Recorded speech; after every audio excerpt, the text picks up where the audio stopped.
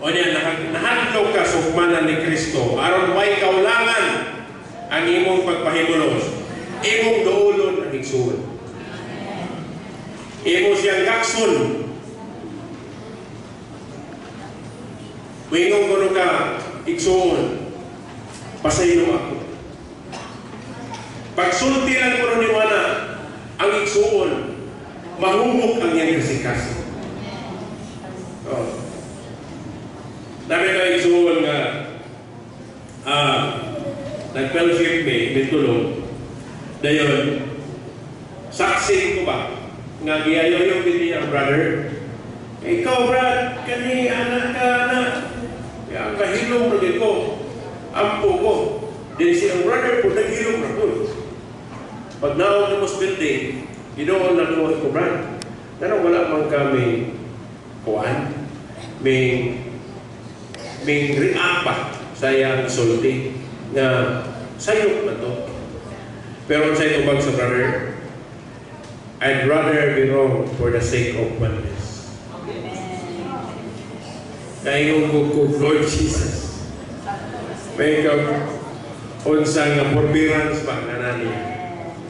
Nahadlok na siya nga basin ang igsuon, mawala. O muriak siya, basin kang igsuon pa, mawala. For the sake of oneness, I'd rather be wrong. Yeah, kinsa may makahimuhan na. Right?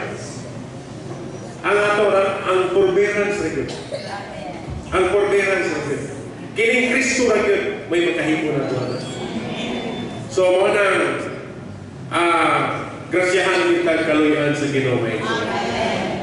Kining pagpangalagan na ito, especially sa mga sisters, kaluoy ni Ginoo.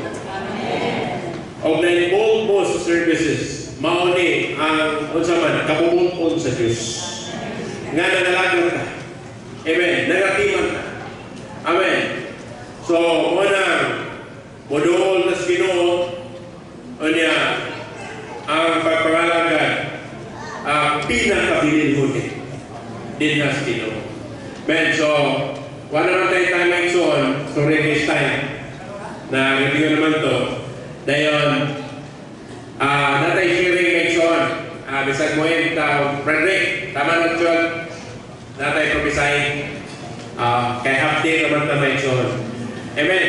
Okay, so, how about ang po tanong